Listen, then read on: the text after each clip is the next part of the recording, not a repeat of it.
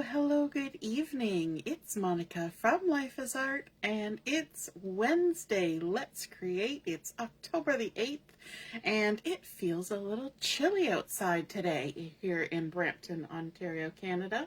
We had, I think our high was 14 degrees, so it finally feels a little bit like fall. We had rain the last couple days, which also feels like fall, but it was warm. And so now we feel like fall, which leads us to the winter, which leads us to Christmas. So we are going to be making a Christmas card this evening, but the design of the card works for any card. In fact, I will show you an example at the end if you remind me, and if I don't forget, I will show you an example of a different season on this same style of card. We're going to make a cut scene card. If you're like me and you have people in your home that play video games and things, you know about cut scenes where they'll be playing along and then something will happen and it will trigger a little video clip, and they call that a cut scene. I'm sure they have that's a thing in movies and TV too as well. But that's where I know the term from. But so we're going to be making a cut scene card. If you're joining me live, just say hello or howdy so I know you're here. If you're watching later on replay, you can drop a comment. I am always glad to hear from you when you stop by. So we're going to begin this evening with a piece of red cardstock. This is Cherry Cobbler, and this Cherry Cobbler is a standard card size piece. So it has been cut to 8.5 by 5.5, and we're going to do some scoring on it. And we're going to score it at, the first score line will be at 1 1/4, which is not what we usually do on a card, but we're going to score it at 1 1/4. So I've got my handy dandy little trimmer scorer machine-y here, and I'm using the scoring blade. Always important to make sure that you have the scoring blade, because if you don't have the scoring blade, you're going to be chopping your base, and you don't necessarily want to chop your base. So don't do that. And then we're going to score it in the usual place at 4 1/4. And so that's just folding our card in half, basically. And so our 8.5 gets scored at 4 1/4, and that's it. This is what I would consider a fun fold card, because it's not a very difficult fold, and it doesn't take any extra cardstock, and it's just really fun. So let's now fold on those score lines. So we're going to go to this 4 1/4 score line, and we always fold with the bump side to the inside. So we're going to flip it over. Our scoring tool made the dip, and the back side has the bump. So we're going to fold that on the bump. And then we have this 1 1/4 inch score line right here on our front panel, and we're going to fold that back on itself. I know that's not folding it with the bump side to the inside. If you really want to be a stickler on that, then flip your cardstock over after you score the 1 1/4, flip it over, score the opposite way, and then your folds will be the opposite way, and you'll always be folding with the bump side to the inside. It still works, it's just not the best. So, so now we have this card that opens like so, and now it's just a matter of decorating it. That's how easy this is. That's why I call this a fun fold card. So the reason we're calling it a cut scene card, let's just pop this up here out of the way for a minute, is that we're going to bring in a piece of the North Pole Delivery Designer Series paper, and this has been cut to, let me see, 6 inches by 5 7/8. So this design will work with a 6 by 6 paper pack. So it's 6 inches by 5 7/8. No, it's not 5 7/8. 5 3/8. I knew I was going to get that wrong. Let me just write that down. 5 3/8. So everybody heard that? It's not 7/8. It's 5 3/8. I knew that was wrong because our card is only 5.5 inches tall. Couldn't be 7/8. And so from this piece, we're going to cut our scene. See, we picked a designer series paper that had a cute little scene, and this one from the North Pole Delivery has this lovely little street scene with the little shops and the little bridge and trees and snow piles and little footprints and the little mail delivery box. And so we're going to take this scene and we're going to cut it. I know. Imagine that. I wonder how it got its name. So we're going to move our scoring blade out of the way. We're going to need our cutting blade. And we're going to cut it in 3 sections, and you want them to go from left to right, okay? Because we're going to put our scene back together after we cut it. So our first one is going to be 2 1/4 inches wide. So 2 1/4. And then our second panel is going to be 1 5/8. So 5/8 is halfway between 1 1/2 and 1 3/4. So 1 5/8. There we go. And then the last one here is 2 1/2, but it automatically comes out to 2 1/2 because we started out with 6 inches. So those are our 3 pieces. And we're going to keep those in order so that our scene comes back together. Okay?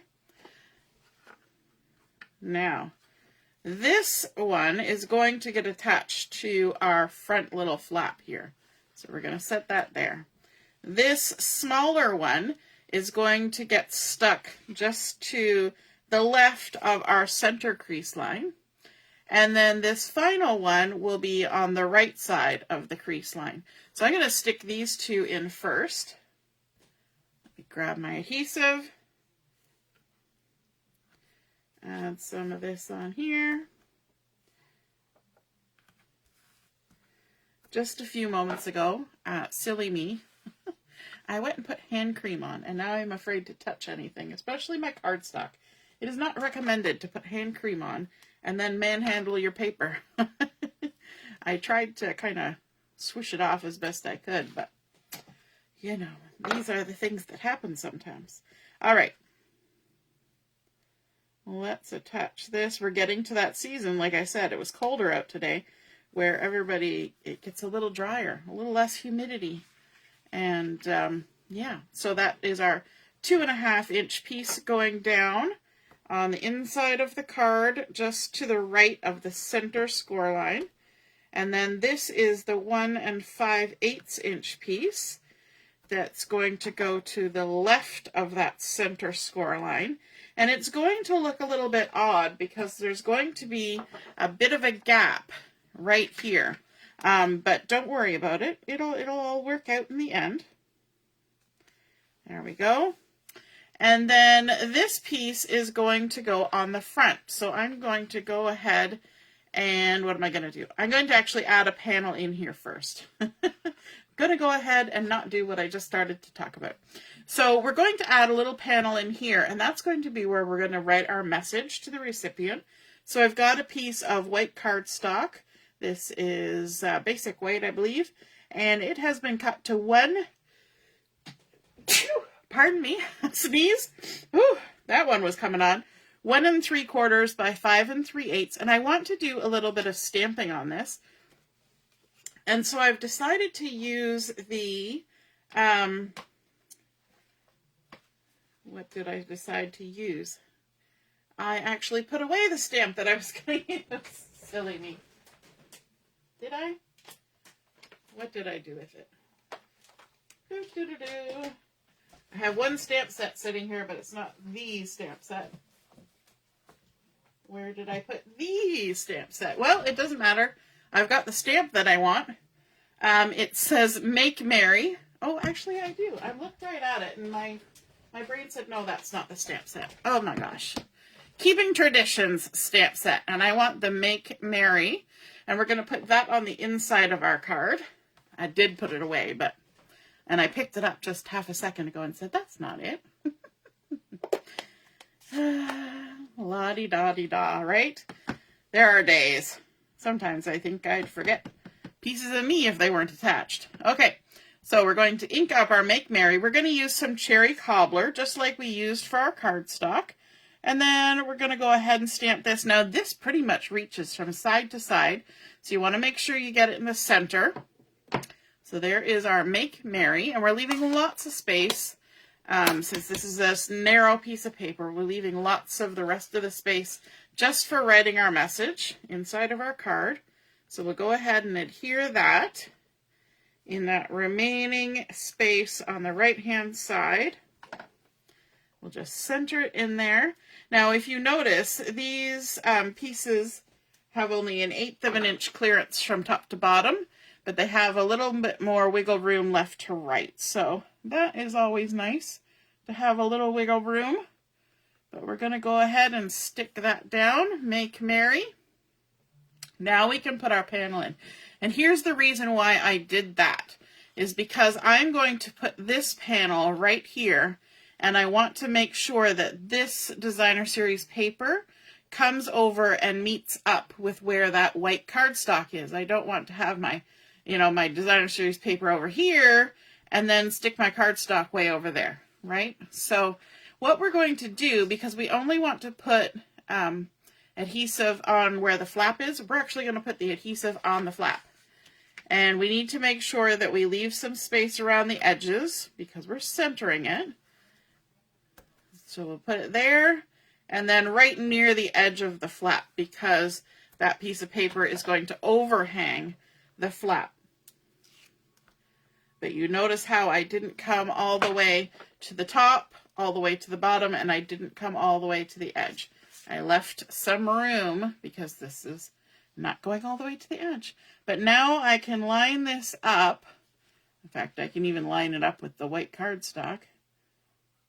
Make sure we got it all covered. And then just set it down on that cherry cobbler. And there we go. We've got our front part of our scene. And then when we open up our card, look at that. Lo and behold, we've got a scene that goes all the way across. So that's our little cut scene. Now we want to add a little bit extra here on the front. So I'll just kind of tip that out of the way. And in this panel, you don't have to put anything there, but I want to put something there because I think it's fun to decorate that spot. And so I've got another piece of the basic white cardstock. This has been cut to 2 3/4 by 5 3/8. And I want to bring in the Birch Wood 3D embossing folder and just add a fun little bit of texture to our white cardstock, our basic white. So I'm going to take this, and I want my my wood grain to go horizontally. So I'm just going to pop this in anywhere. Doesn't matter where, really. If you want to mess around and find out where you like the pattern the best, feel free. Not mess around, but be more precise, then go right ahead. I'm going to set up my sandwich. Ready to go through with a 3D embossing folder. And here we go.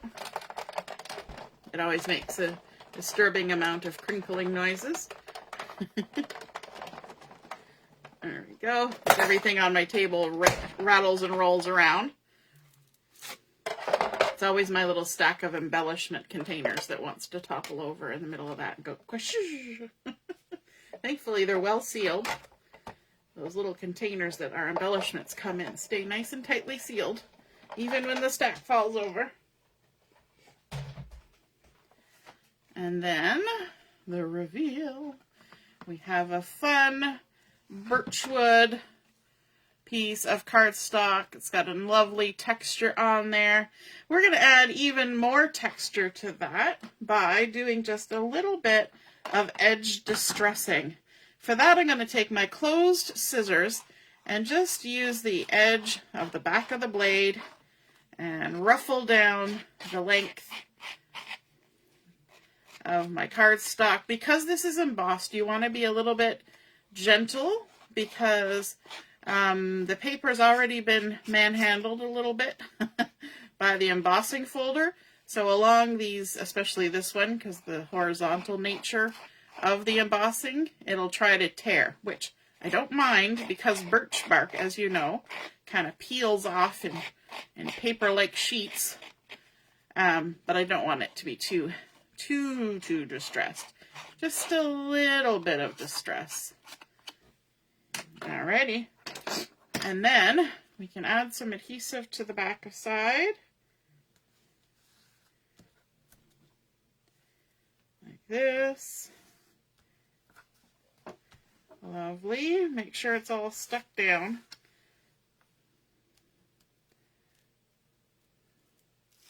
There we go.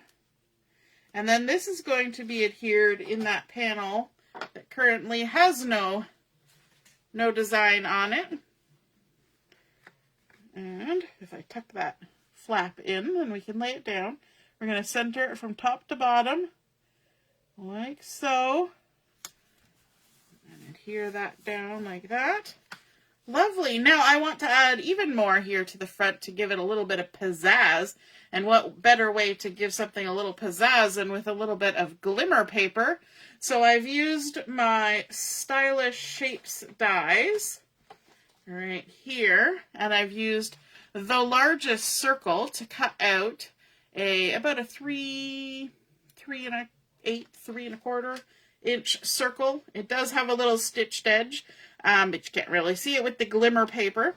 And what I want to do is I want to stick this down to the front of my card, and I need to determine where it's going to go and what part of it needs to get adhered, because we're only going to adhere it to this flap, not over here. So what I'm going to do is I'm actually going to flip it over. There is no up, down, left, right with glimmer paper. I'm just going to position it where I want it, and then I'm going to go ahead and add some adhesive. Once I've got that first one, you see how I've put it to the right of that cherry cobbler stripe? And once I've got that, I can go ahead and add more. We want to make sure it's well stuck down. Using my take your pick tool to lift the backings off of here. If you've never tried that trick and you use this sort of adhesive where you need to peel a backing off, give that a go. All right, now we can come back in and stick that down like that, and just give a check and make sure there's no adhesive sticking over the edge, because now's the time to take care of that if there is any. And then, ooh, I gotta grab the paper pack here, because this designer series paper has 2 sheets of die cut images, and this is one of them. Oops, I'm getting snagged. I got little punch outs here and there. These are all die cut, and they match with the designer series paper, and there's lovely little letter boxes and little houses or shops, and the little vehicles like this little mail truck. I wish we had a few of those going around in Canada right now. So I'm going to pop this guy out, and oops, got an extra piece of designer series paper hanging around. And I want to add some dimensionals on the back of this. So let me grab those. We're just going to pop a few on there, and dimensionals are going to help us adhere this, because dimensionals will stick to glimmer paper. If you don't use dimensionals, you're going to need to use liquid glue, because glimmer paper and tape runner, that kind of thing, doesn't always stick very well. So some people even add a little bit of liquid glue to their dimensionals just to make sure that it's going to stick.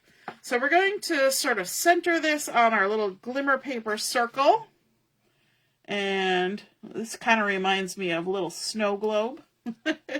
Doesn't it give you snow globe vibes? And then for our sentiment on here, I went ahead and I grabbed another stamp set, which is the Ornamental Christmas.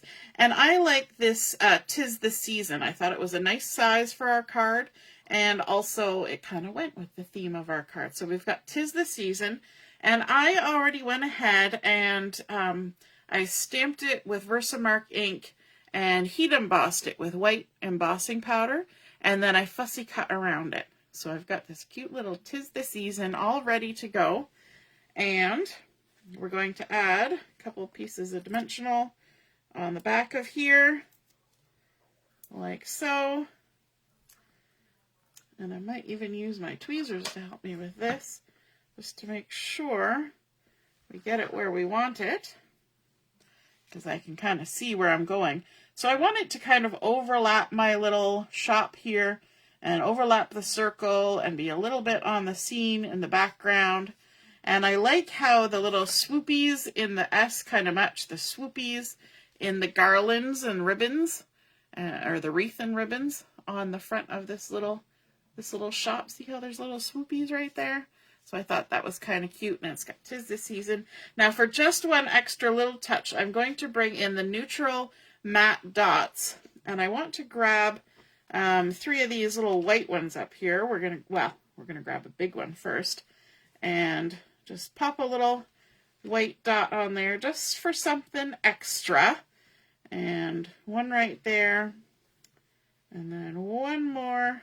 We're just going to tuck it right in the corner above our sentiment.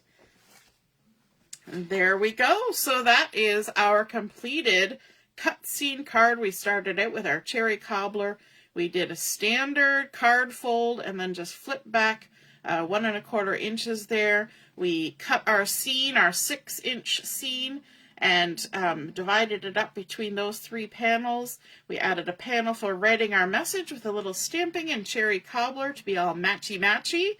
And then, of course, a little bit of that birch embossing on this outside panel. A little bit of sparkle, because nothing says snow like a bit of sparkle. And that is from the Peaceful Garden Glimmer paper pack.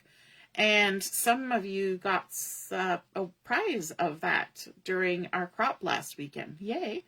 So once Canada Post is on the move again, we can get those out to you.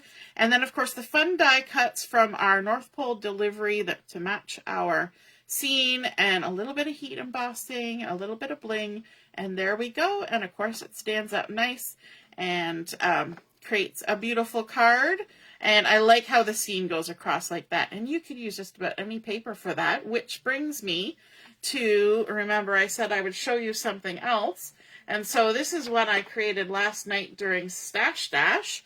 And it's a little bit more of an autumn theme than a winter theme. We had to use purple. So I've got a little bit of fresh freesia there.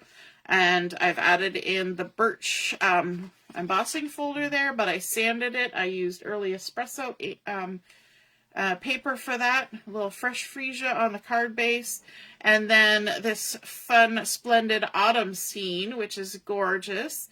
Now my stamps and die cuts are actually ones from paper pumpkin kits that I have purchased. These leaves and the hello were from last quarter's, or the last 3 months coordinating die set. And then the sentiments friend and wishing you brighter days ahead, that was from 2 different stamp sets from Paper Pumpkins. So there we go. So there's 2 different versions. We've got a Christmassy one and a fall one there for you. So I hope you enjoyed seeing this card come together. If you feel like making a cut scene card of your own, be sure to snap a photo of it and pop it in the comments where I post the pictures of my card, and then we can all see and be inspired by your artwork as well. Have a wonderful evening, and we will see you again soon. Toodaloo! Bye!